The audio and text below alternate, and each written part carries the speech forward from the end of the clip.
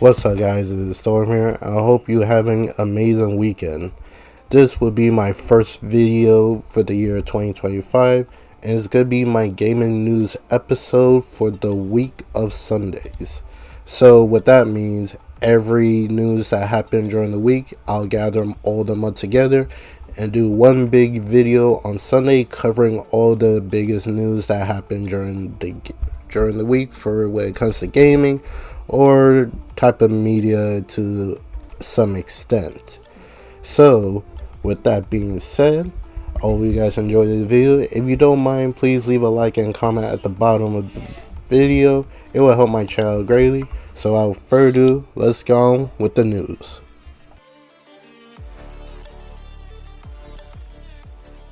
The first news I have is Activision has disclosed the cost of develop and sale of some Call of Duty titles.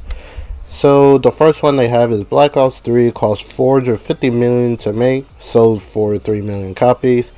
Modern Warfare 2019 cost $640 million to make and only sold 41 million copies. And Black Ops Cold War cost $700 million to make and only sold 30 million copies. The reason why Activision put this out because if I remember right, there was some kind of court proceeding about I believe it was a school shooter, and they try and paint that because he played Call of Duty, that made him want to become a shooter, which is nothing new. Some people always try to paint like these horrific incidents that involve with school shooting. They always try to tie it with video games and never go with the actual main problem. It could be a mental problem, stuff going on at home, but nobody never wants to talk about those. They always try to use video game as a scapegoat, because majority of times when it comes to school shooting, the shooter don't even play video games, so it is what it is. So the result that Activision revealed some of the costs when it comes to the game, and depending on how you look at it, this is very bad or not too bad if you want to paint it like that. But if Cold War cost $700 million to make and you only sold 30 million copies, that's crazy. I'm willing to believe they probably made the money back when it comes to the microtransactions that Call of Duty is having recently. And I don't know much when it comes to the whole Call of Duty community, but right now Black Ops 6 is not in the best light right now. So I'm not going to really speak on what's going on when it comes to Black Ops 6, since I don't have that much knowledge what's going on with that. The only thing I know of from basic knowledge is the cheating becoming rampant. Activision not really do anything about it until season 2 or season 3 of their for Black Ops 6. Warzone take a hit, and competitive not competitive ranked matches is also taking a big hit due to these whole bunch of cheaters causing problems in the Call of Duty community. So it's unfortunate that they're dealing with that, but it's nothing really new with Call of Duty. It just now this problem is becoming more rampant. A lot more people is now starting to talk about it, because usually stuff like this happen, people talk about it, and then they'll like move on to the next thing. But now that the cheating problem is becoming even worse, because I think I saw online, I believe the guy was an actual cheater. He showed his desktop that he could mass report somebody 100 times just by pressing a button. If he pressed one button, he could send 100 reports to a player, and that player could probably not even cheat, they're just playing the legit way. So if a cheater or a hacker have that kind of power in a Call of Duty community and games, yeah, that is really bad. And I did hear some people was getting like shadow banned. I don't know like the extent of what's going on with those shadow bands, but regardless, everything involved with Black Ops 6 is not looking good, and me as a gamer, I hope that they approve, because there are some legit gamers that do make a living off of Call of Duty. So the fact that this could potentially ruin them is not a very good look when it comes to Activision not really doing anything. And you expect Microsoft will get involved since they now own them, but it is what it is. So now we're gonna move on to the next bit of news I have.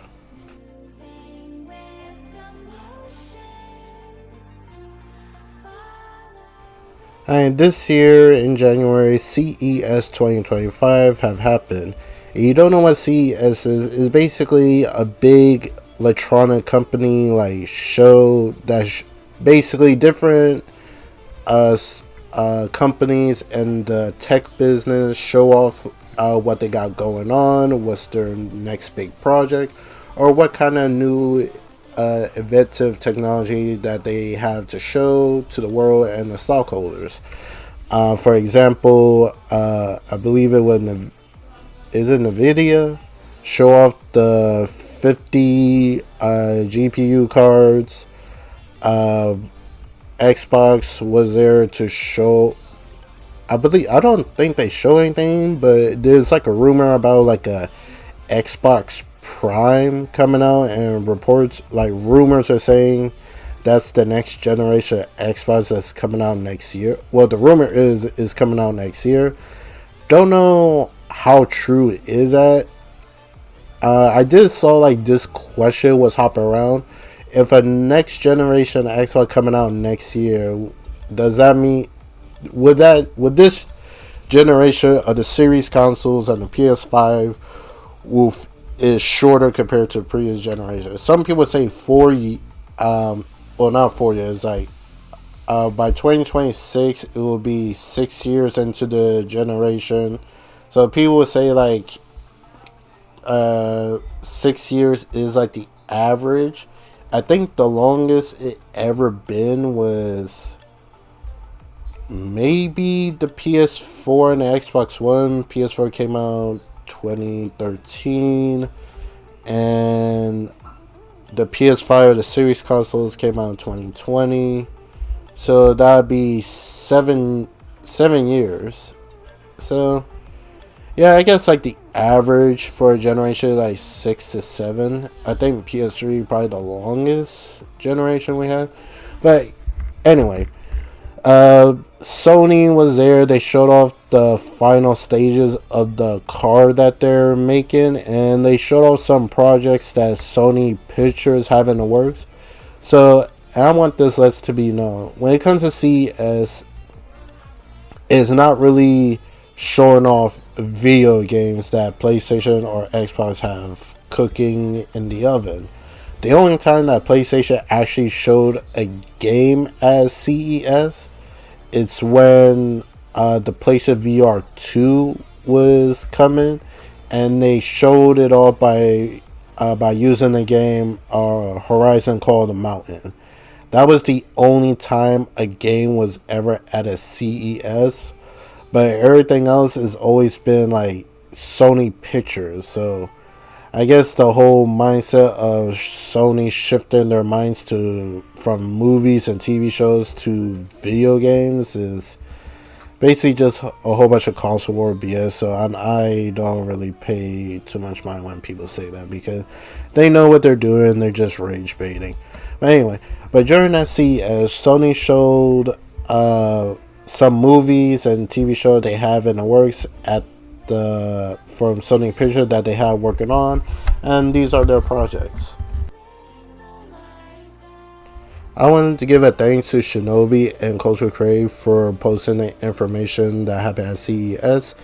But Sony has announced that they're doing a live action Helldivers movie, which is kind of funny because they also own the rights to Starship Troopers, which was the inspiration for Helldivers to be made, which is kind of funny. Ghost of Tsushima Legends is getting an animated TV show. I did saw some confusion about this. Uh, the Ghost of Tsushima movie is still being made. That one is focused on Jin Sakai's story. Basically, that movie is going to be following the game. Ghost of Tsushima Legends, the anime show, is going to be based off of the multiplayer that Ghost of Tsushima had when you play as the Warriors of Legends. And the person who's going to be working on are the ones who did the animated Japanese black and white style for the TV show Star Wars Visions, I think it was, when it was like a shinobi, like a not a shinobi, a Ronin who used to be working with the Seth pulled out his katana sword, but his katana is actually a red lightsaber. I thought that was pretty cool. So the person who did the I guess did the animation for that is going to be working on this Ghost of Tsushima Legend TV show, which I'm all for. And they also said Horizon Zero Dawn is getting a movie. If you may have not heard, originally, I believe Horizon Zero Dawn was supposed to get a live action TV show and was going to be worked on with Netflix. But the deal didn't really pan out, so Sony was going to look for like a new partner to work on with it. So by the looks of it, they're gonna be doing it themselves, have Sony Pictures, and instead of a TV show, it is now gonna give a live action movie, which is gonna be focused on, I believe I saw it said, the origins of Alloy. In my opinion, when it comes to Horizon, I think it's gonna be very difficult to tell a bigger story like that in a movie. Try to squeeze it into like a 2 hours to 2 hour 45-minute movie. I'm just guessing. Me personally, if they're doing this live action movie, what they should do, instead of doing the origin story of Alloy, like focusing on Alloy, they should do it when how the whole world just fell apart and just became destruction. I think they should do a movie on that, because it would, people who play the game, it would give, instead of reading the audio logs, it would give them the visual of how all this happened to the world. I think that would make a better story to tell in a movie format. So for all we know, they could be doing it that way, but if they don't, I think that'd be a better idea in my opinion.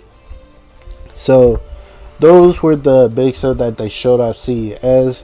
Sony has a lot of TV shows and movie projects. And they also announced that the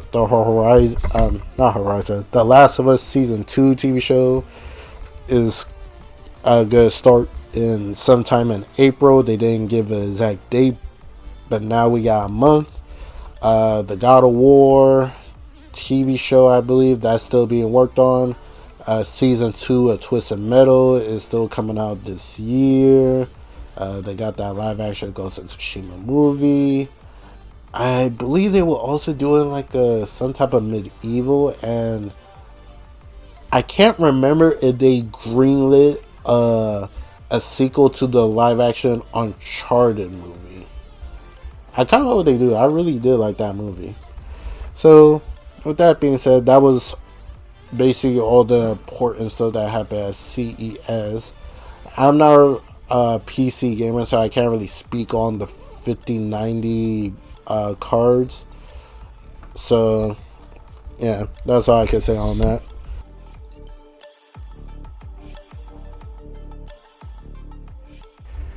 There's some information about PlayStation Studios. The first one is Bayonetta Origins director joins PlayStation Studio Housemarque.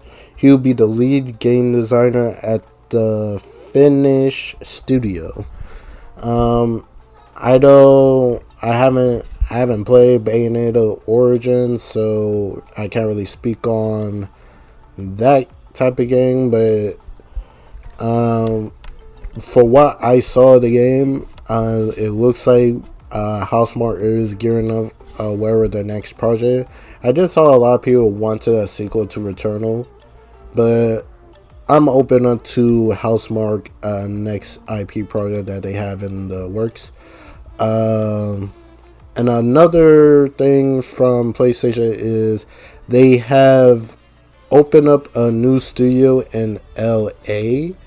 There's no name for it right now, but there are like job openings. They are recruiting for it. So now PlayStation opened up a studio in LA. I'm kind of curious what kind of games they'll make. We definitely won't be hearing from them anytime soon. So, but it is cool that they now open up a new studio after they actually closed out a couple of studios. Like what was it? Was it like Firewall Studio? The studio that made Concord and London Studios. So hopefully, whatever that studio going to be making is a good one. Not really much to say on this topic, so we're just going to push on ahead.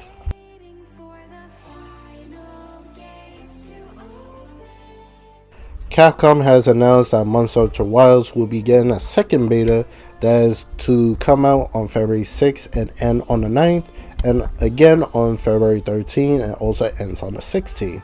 A new Gypera's Heroes Hunt, in addition to all content from Beta 1, earn a special charm and an item pack for participating. Character creation data transfer to a full game, but story progress will not. I am going to be playing Monster Hunter Wilds day one when it comes out. Will I take part in this beta? I think I will, just so I could get like a refresh on the controls by the time the full game release. Because playing the first beta, it did feel like it may look like I was playing like Monster Hunter World again, but there's a whole bunch of new mechanics I'm gonna need like practice and time to get used to again. So I will like try out this beta just so I could get the feel for the controls again. And I want to try out this new hunt that they added, just so I could get the feel of the monster, what I'm gonna be up against, and what kind of armor and weapon I can make out of him. I believe for this beta I'm just gonna go with the switch axe and the insect glaive for my secondary. I think those are the two weapons I'm gonna be practice using. So I am very excited when Monster Hunter Wilds come out, and I'm definitely gonna get my squad in on this beta. So with that being said, let's move on.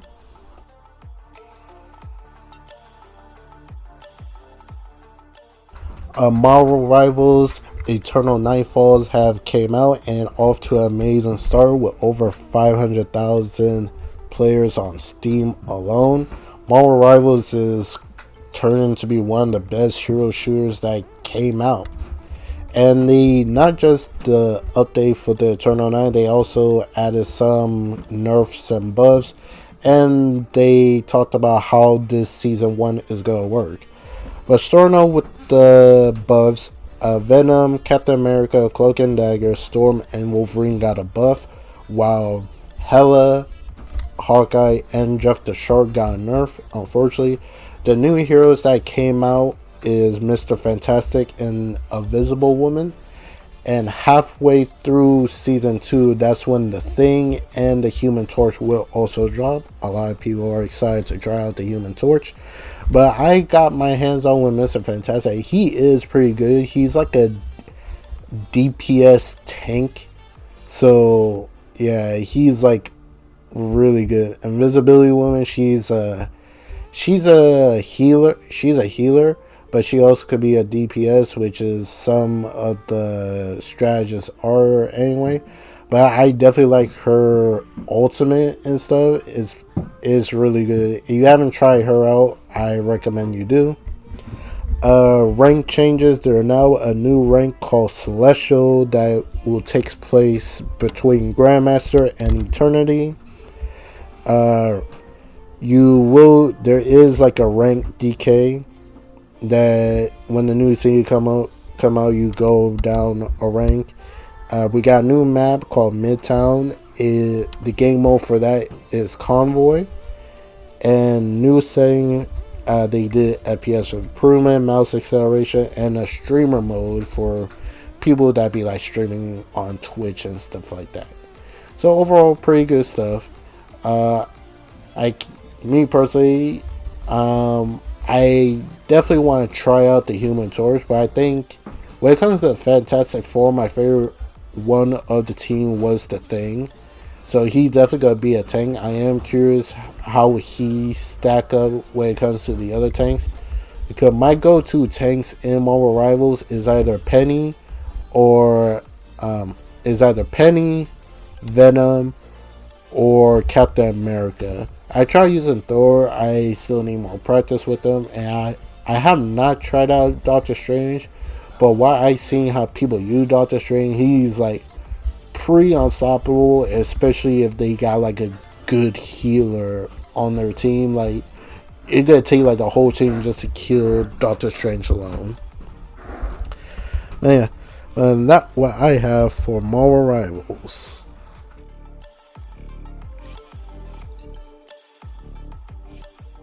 Splash Damage have put out a statement involving the development of Transform Reactivate, and this is what they had to say. Today we have some very difficult news to share. The decision has been made to end development of Transformers Reactivate. This means we'll be scaling down to refocus our efforts on other projects. Unfortunately, despite every effort, a number of roles across the studio are now potentially at risk of redundancy. This decision did not come lightly, and it is a difficult time for the studio and our people. We want to take a moment to thank the team who worked on Transformers for their dedication and passion. Hasbro has an incredible and supportive partner throughout, and we hope to work with them again. To the many fans, your excitement and support help keep us going. While not being able to see the game through to release is painful, having to say goodbye to friends and colleagues hurts even more. We're now focused on doing everything we can to support them through this tough period. Just as we committed to caring for those who will stay with us, we build stronger Splash Damage of the future. Thank you for compassion and understanding. Okay. I don't normally do this, but I'm not a very happy camper, especially someone who's a fan when it comes to the Transformers franchise. And I was really looking forward to Reactivate. And it's unfortunate this happened. I'm giving the blame to everybody. Mostly to Hasbro or whatever. I believe Splash Damage is an independent studio. So mostly gonna go to Hasbro.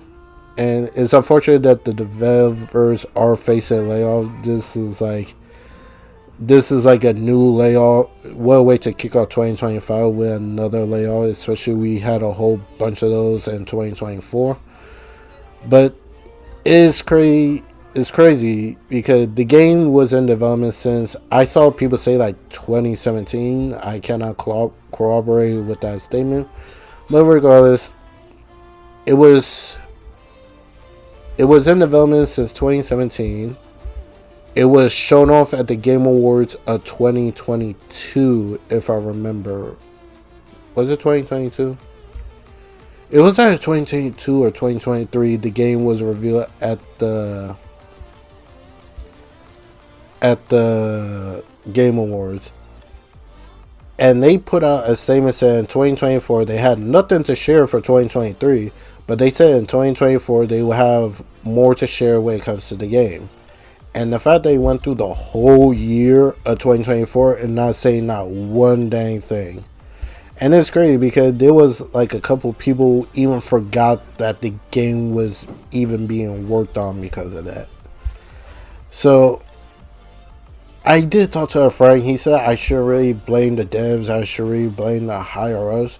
But at some point, there's some cases that everybody gotta get equal part of the blame, because there are even times that the developers are want to take on a project, and it's the choice if the higher ups want to back them up on that project, because there it doesn't happen all the time, but there happens some evidence that sometimes it's the developer's fault when it comes to the situations. Like for example, everybody was like blaming Sony for not greenlighting Days Gone 2. But the funny thing is, it's not even Sony. It's like one of the higher ups in Ben Studios that rejected Days Gone 2. Like it didn't even get to Sony for what I saw how the news reported it. It didn't even get to Sony. It was a higher up at Ben Studio. They said no to the sequel. So how you could blame Sony for that if they never even got to hear the pitch for Days Gone 2? And there have been multiple scenarios too, like the whole thing. People blame like I forgot the name of the studio that makes the Arkham games, but the ones who made the Arkham games, they're the one who chose to do the Suicide Squad game. It just their family company just decided to back them up on it. So if that's the case, and look how Suicide Squad turned out. Like the developers of the Arkham games chose to make that game. They didn't get forced to make it that a lot of people assume. They chose to do it. So I am upset that people are losing their jobs and stuff. I think I'm just tired. I think I'm just at the point. I'm just tired of seeing games that I'm looking forward to, or what am I most anticipated. Something always happening, and I think I'm just frustrated. And when this just came out, I just got mad at them. So in my mind, I think I shouldn't be mad at the developers. I think I should just be mad how the gaming community is turning out to be. So with that being said, I hope Splash Damage make a turnaround. Like, I'm kind of hoping that they don't. I'm hoping that Hasbro will at least let somebody else at least try to finish the game, and Splash Damage just give them all the assets that they have for the game to somebody who could probably finish it. Because it's weird that it looks like only Activision could put out a good Transformers game. The last good Transformers game we had was, in my opinion, it was the Fall of Cybertron and the War for Cybertron series. Transformer Devastation, yeah, it was pretty good, but we wanted that traditional Transformers game. So it's the fact that Activision seemed like the only one that could do it is very saying something. So I'm hoping somebody else could take the ring. They could give them the assets of it. Like, sure, at this point, probably give it to Activision. They could probably finish it where Splash Damage left off. Because it's crazy, because after when this news came out that the game got canceled, leaked gameplay of the game got leaked online. It was like a gameplay mode. You're playing as Bumblebee exploring the destruction world, like a apocalyptic Transformers world where the Earth humanity collapsed, and the Autobots and the Decepticons had to team up together to fight a new evil force. Like, come on now. that thing had a crazy opportunity to go crazy. But uh, hopefully this won't be the end of Transformers to get a game out. Because it's crazy because Transformers, they're on a hot streak right now with Transformers 1, the animated movie. We had the Transformers Beast movie, the live action one. So it's like, hey, if this game would have came out after the success of Transformers 1, man, it is very unfortunate. So that's all I have to say on the whole situation with Transformers 1.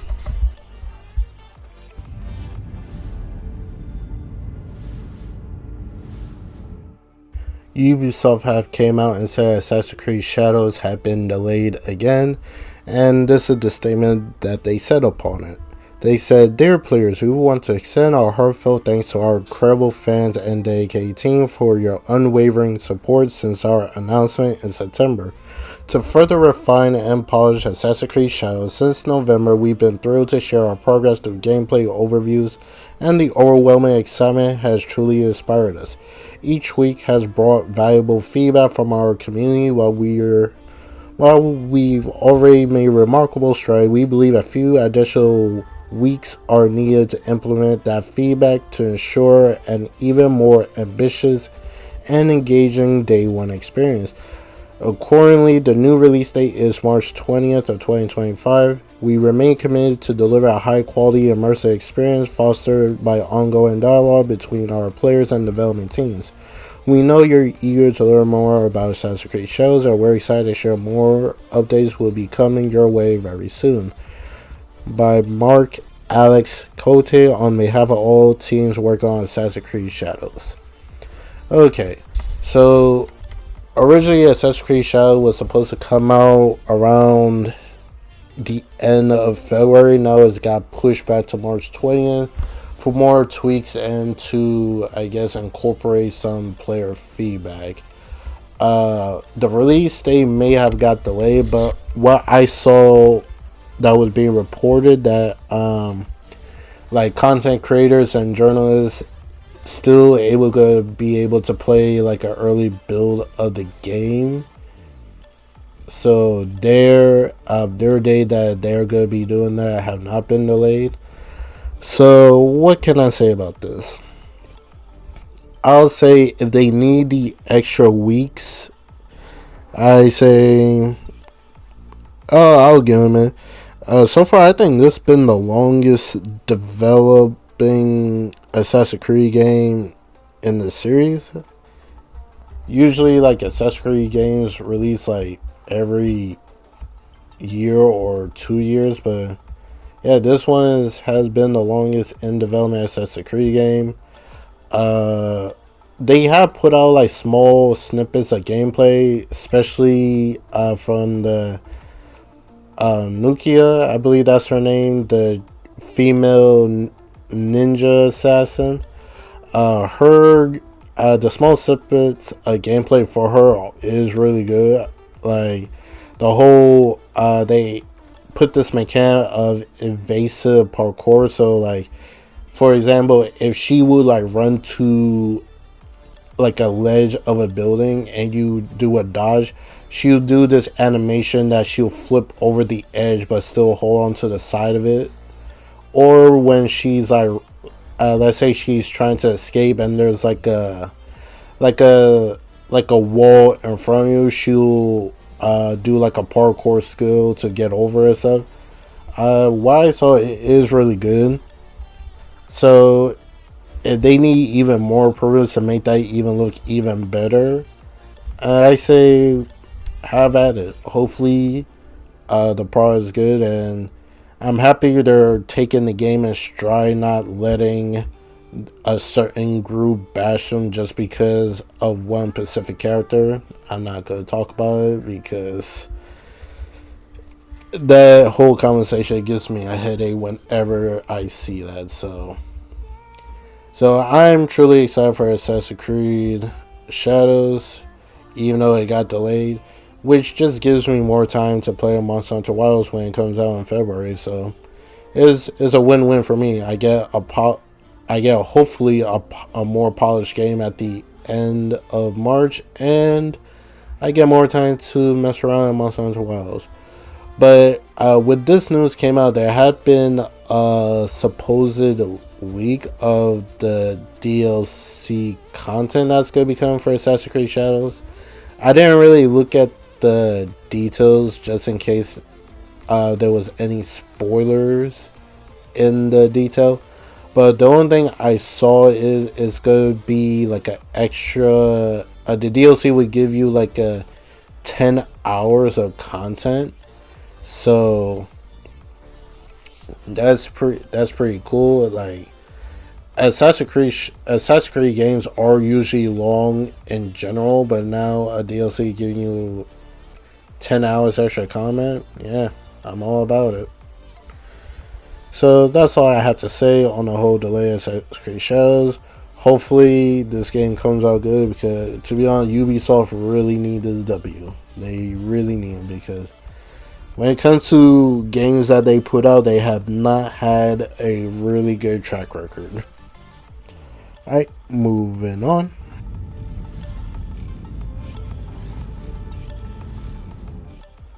Alright, this is going to be the last news to wrap up the video. This comes from a source, so take this with a grain of salt. This comes by the person named Nate the Hate. For what I could tell, he has reported some stuff when it comes to gaming correctly. He had been wrong sometimes, but majority of the time he always been right. And the report says that, well, he reported saying that Gears of War, Halo, Flight Simulator, and Forza is going multiplat. When it comes to Gears and Halo, that's coming to PlayStation and Nintendo this year, or at some point. And he also said that Final Fantasy VII Remake is coming to the Xbox and Switch this year, and Rebirth will be coming to them next year in 2026. But the whole Halo collection and Gears collection comes to other platforms like the PlayStation and Nintendo, that's gonna be a very surprising thing, because when it comes to Halo and Gears, that's like the pinnacle pillars when it comes to Xbox ID, like there are like Mario to Nintendo and what God of War to PlayStation is. So of course you can say like technically they are multiplayer, because you can also play them on PC and stuff, but nobody don't really, well, not that much people argue when it comes to PC. It just, as long as it's not on another console, people could use the term, well, it's a console exclusive for my preferred platform. So the fact that the possibility of Halo, Gears, and coming to PlayStation, yeah, of course we had the whole Satya Nadella and Phil Spencer saying like nothing is off the tables, what could be going to other platforms and stuff like that. Sometimes I kind of blame Phil Spencer when it comes to his messaging, when it comes to certain stuff like this, because the thing is, he like what's the word, like he doesn't, like he'll like kind of like dance around it, like he's not confirming it, but he also not denying it.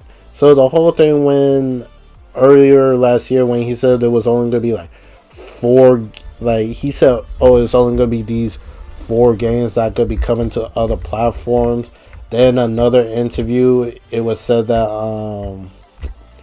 when he was asked about Indiana Jones and Starfield coming to PlayStation and stuff, he said we can't rule them out. It's like, it's so weird with Phil Spencer give an interview. He'll say one thing in an interview, but in a whole different interview he speaks the opposite way he said from a previous interview. So it's like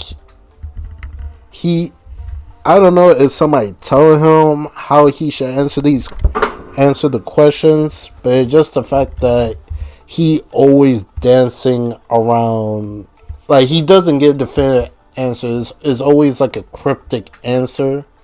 So I guess now, if this turned out to be true, then I definitely am considering like, alright, Xbox is going full, is 100% third party, because people already dub them as third party, but this right here, this is like, wow.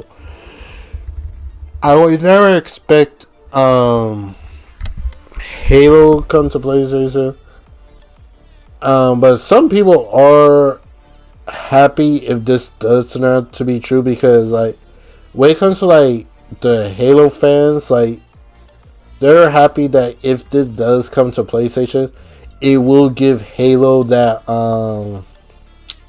what's the word I'm looking for? It will bring back the excitement into the franchise again, because after the whole thing with Halo Infinite and stuff like that, so Halo need a resurgence to get back in the good graces, and hopefully a new wave of players that probably never played the series. And the fact it's supposedly the Halo collection, which I'm assuming is the first 3 Halo games of the trilogy, that it won't include 4, 5, and 6. That'll probably come later.